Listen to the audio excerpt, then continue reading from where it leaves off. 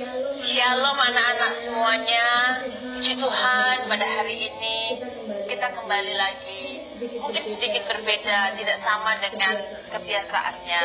Biasanya setiap hari Jumat kita ada ibadah Zoom.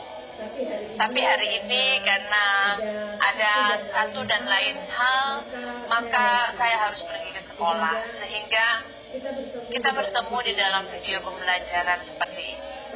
Tapi percayalah, media apapun yang dipakai, jika kita mau sungguh-sungguh di dalam Tuhan, maka berkat itu tetap ada bagi kita semua, bagi kalian semua anak-anakku yang ada di rumah, maupun bagi saya sendiri secara pribadi.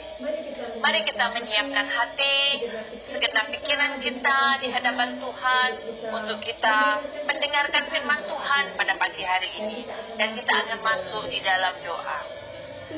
Tuhan Yesus, bersyukur kepadamu bahwa pada hari ini Tuhan memberikan kami satu lagi kesempatan untuk kami dapat beribadah, mendengarkan firman Tuhan, dan biarlah firman yang kami dengar dapat menolong hidup kami.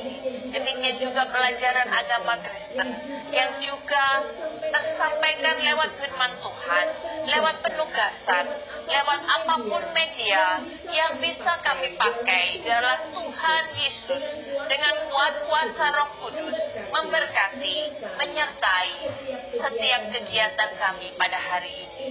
Inilah doa sembahyang kami ya Tuhan Yesus, ucapan syukur kepadamu. Dalam nama Tuhan Yesus kami berdoa bersyukur di hadirat Engkau. Haleluya. Amin.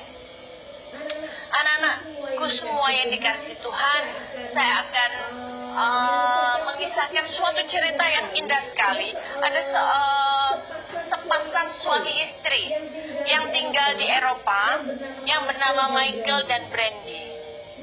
Mereka menyambut kehadiran anak yang ketiga dengan sangat excited sekali. Dan mereka mencapai kehamilan pada bulan yang kelima. Tetapi apa yang terjadi anak-anakku semuanya? Hasil USG mereka pada bayi mereka yang ketiga ini justru bukan kabar gembira yang didapatkan, tetapi kabar yang menyedihkan. Pasangan suami istri ini mendapatkan kabar bahwa bayi yang dikandungnya mengalami kelainan atau kecacatan, yaitu ada kelainan di otak dan kelainan di tempurung kepala. Artinya apabila anak ini nanti lahir, dia tidak memiliki batok kepala atau tempurung kepala yang sempurna seperti yang kita miliki masing-masing. Kita tidak bisa membayangkan perasaan dan bagaimana hati mereka ketika mendengar kabar itu. Dan dari pihak medis mereka memberikan solusi. Mumpung belum terlambat, mereka diizinkan untuk melakukan aborsi. Karena ini dilegalkan secara medis. Karena memang bayi yang akan dilahirkan ini akan lahir cacat. Tetapi pasangan Michael dan Brandy ini mengambil keputusan di luar biasanya anak-anakku semuanya. Mereka memutuskan untuk tetap melanjutkan kehamilan mereka. Mereka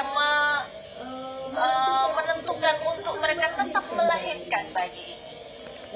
Dan mereka berpikir bahwa sekalipun bayi yang akan lahir ini tidak akan terlalu lama bersama-sama dengan mereka, tetapi mereka memutuskan untuk tetap melahirkan bayi yang ketiga ini.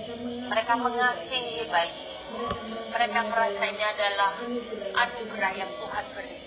Untuk mereka bersyukur dengan apa yang Tuhan sudah beri di dalam kehidupan mereka.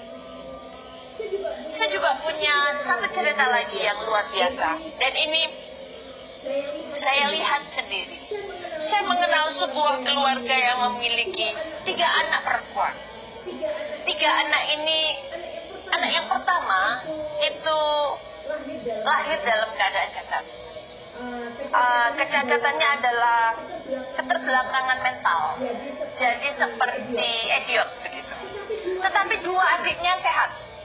Saya mengajar mereka, jadi saya mengenal mereka, mengenal ayah ibu mereka, dan tetapi untuk bayi yang pertama itu saya tidak mengenalnya. Saya mendengar cerita sampai suatu ketika saya ketemu dengan mereka di suatu rumah makan.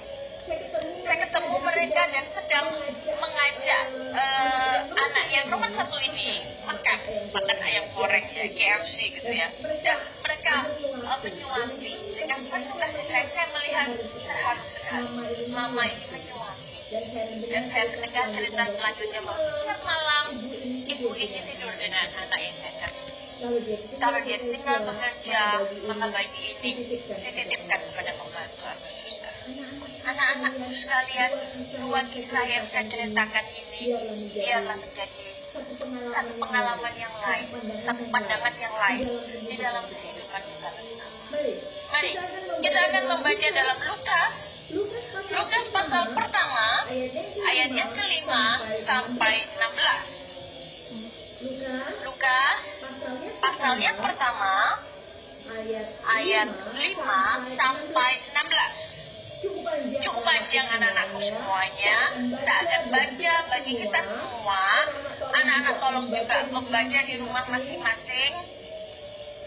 Firman Tuhan ini menyimak dan saya akan baca bagi kita semua. Lukas pasal yang pertama ayat 5 sampai 16. Demikian firman Tuhan. Pemberitahuan tentang kelahiran Yohanes Pembaptis. Pada zaman Herodes adalah seorang imam yang bernama Zakaria dari rombongan Abia. Istrinya juga berasal dari keturunan Harun, namanya Elisabeth. Keduanya adalah benar di hadapan Allah dan hidup menurut segala perintah dan ketetapan Tuhan dengan tidak bercacat. Tetapi mereka tidak mempunyai anak, sebab Elisabeth mandul dan keduanya telah lanjut umurnya. Pada suatu kali, waktu tiba giliran rombongannya, Zakaria melakukan tugas keimaman di hadapan Tuhan. Sebab ketika diundi, sebagaimana lazimnya, untuk menentukan imam yang bertugas, dialah yang ditunjuk untuk masuk ke dalam bait suci dan membakar ungkupan di situ. Sementara itu, seluruh umat berkumpul di luar dan sembahyang. Waktu itu adalah waktu pembakaran ungkupan.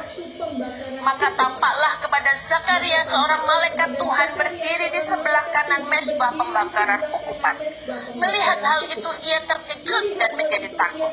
Tetapi malaikat itu berkata kepadanya, "Jangan takut, hai Zakaria, sebab doamu telah dikabulkan, dan Elisabeth istrimu akan melahirkan seorang anak laki-laki bagimu, dan haruslah engkau menamai dia Yohanes. Engkau akan bersukacita dan bergembira. Bahkan banyak orang akan bersukacita atas kelahirannya itu. Sebab ia akan besar di hadapan Tuhan, dan ia tidak akan minum anggur atau minuman keras, dan ia akan penuh dengan Roh Kudus mulai dari rahim ibunya. Ia akan membuat banyak orang Israel berbalik kepada Tuhan Allah mereka." Amin. Puji Tuhan. Anak-anakku sekalian, mungkin cerita tentang kelahiran Yohanes Pembaptis ini ketika anak-anak di sekolah minggu sudah biasa mendengar.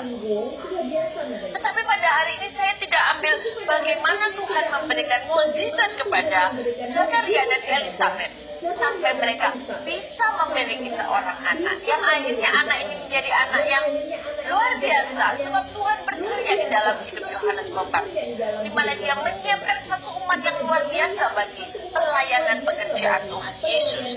Tetapi di sini ada satu kalimat yang indah pada ayat yang 13. Mari kita akan simak semuanya, anak-anak.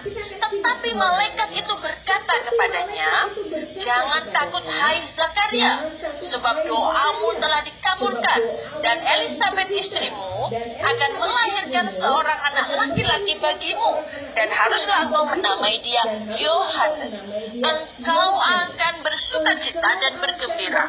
Bahkan banyak orang akan bersukacita atas kelahiran itu. Sebab ia akan besar di hadapan Tuhan, dan ia tidak akan minum anggur atau minuman keras, dan ia akan penuh dengan Roh Kudus mulai dari rahim ibunya." Nah, anak-anakku sekalian, dari cerita ini bahwa kelahiran Yohanes Pembaptis sudah di dalam kuasa Tuhan. Bahkan Roh Kudus sudah ada sejak dia di dalam kandung. Untuk itu anak-anakku sekalian, untuk itu setiap bayi yang dilahirkan di muka bumi ini semuanya ditiupkan Roh Kudus oleh Tuhan, roh kehidupan. Roh ini tidak ada seorang pun yang bisa memberikan selain Tuhan sendiri. Untuk itu anak-anakku sekalian, keputusan yang diambil dalam cerita yang pertama saya berikan tadi adalah keputusan karena suatu dorongan Roh Kudus. Nyawa yang dimiliki oleh setiap orang itu adalah karena kasih karunia Roh Kudus. Jadi kita tidak berhak untuk nyawa kita sendiri. Tuhan yang memberikan roh itu di dalam kehidupan kita. Sebagaimana yang sudah dituliskan di dalam firman Tuhan, Injil Lukas ini mengatakan bahwa Roh Kudus sudah mulai ada di dalam rahim Elizabeth. Maka bayi yang akan dilahirkan itu sudah Tuhan tiupkan roh kehidupan dan juga Roh Kudus di dalam kehidupan bayi tersebut. Mari kita akan membaca lagi di dalam Kejadian pasal yang kedua ayat yang ke-7. Kejadian pasal yang kedua ayat yang ke-7. Demikian firman Tuhan, saya akan baca bagi kita semua. Ketika itulah Tuhan Allah membentuk manusia itu dari debu tanah dan menghembuskan nafas hidup ke dalam hidungnya. Demikianlah manusia itu menjadi makhluk yang hidup. Nah, anak-anak sekalian, Tuhan meniupkan nafas hidup bagi Adam, bagi Hawa, sebagai ciptaan manusia yang pertama. Dan semenjak itu mereka bisa hidup. Sebagaimana kita kehidupan semua masing-masing. Kehidupan saya, kehidupan anak-anak semua di kelas 10, anak-anak kelas 11 dan di kelas 12. Setiap kehidupan berharga di mata Tuhan. Maka di dalam kehidupan kita sangat perlu bagi kita menghargai kehidupan kita sendiri. Kalau Tuhan sudah memberikan nafas hidup kepada kita, apa hak kita untuk menghilangkan nyawa orang lain? Itulah yang menjadi alasan pasangan suami istri tadi untuk terus melahirkan anaknya, sekalipun dia tahu bahwa anak yang lahir itu akan cacat. Dan mungkin dia tidak panjang umur. Bisa jadi dia hanya berumur sebulan, 2 bulan, setahun. Tetapi hak Tuhan untuk mengambil. Hak Tuhan untuk memberi kehidupan. Tuhan berhak untuk mengambil. Tuhan juga berhak untuk memberikan kehidupan. Salah satu firman Tuhan yang indah juga bisa kita ambil di dalam Ayub yang pasal yang pertama ayat 21. Mari kita akan membaca sekali lagi. Ayub pasal yang pertama ayat 21. Ya.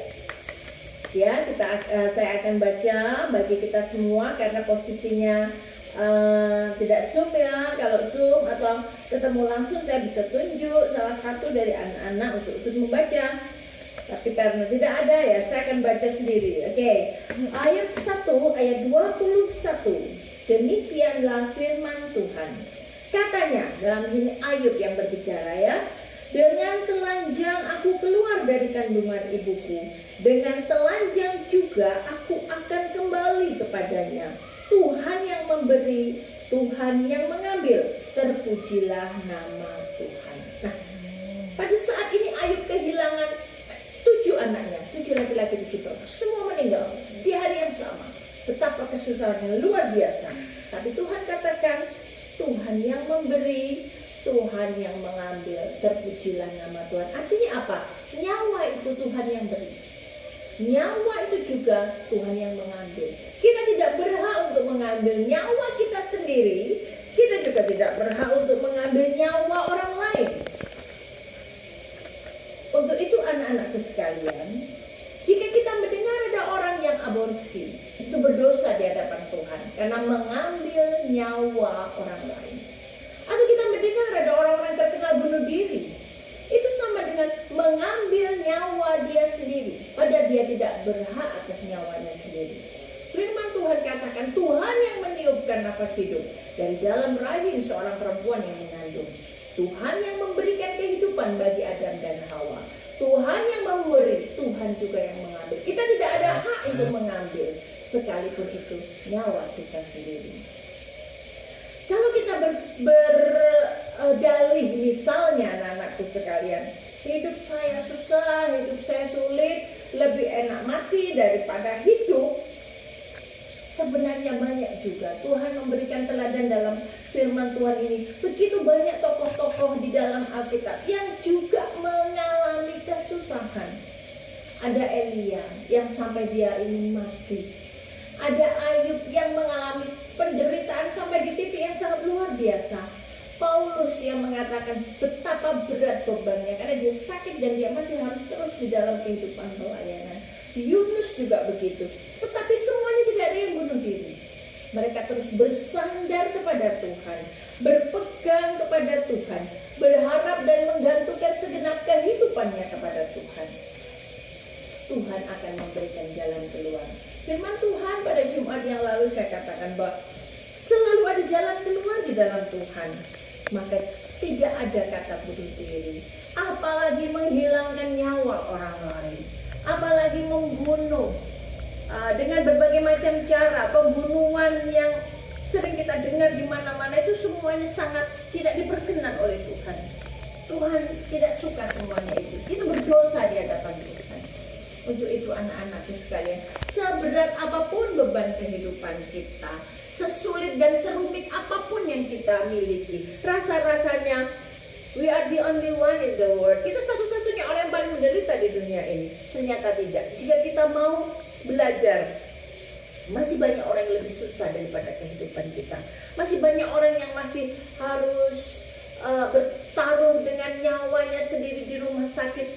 Ada orang yang harus bertaruh antara hidup dan mati dijalani bertahun-tahun. Jadi ada banyak kesusahan dan penderitaan.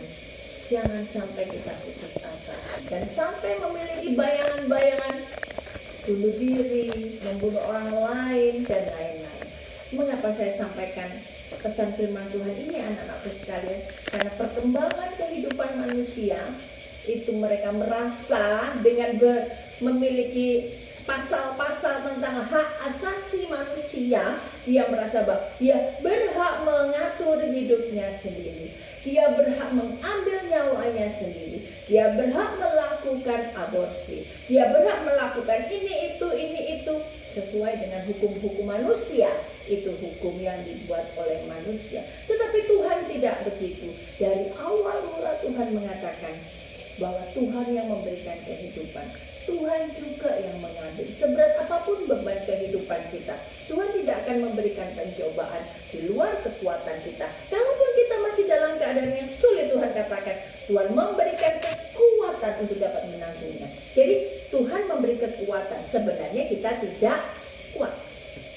Sebenarnya kita tidak mampu memampukan dan menguatkan. Jadi sebenarnya kita tidak mampu. Sebenarnya kita tidak kuat.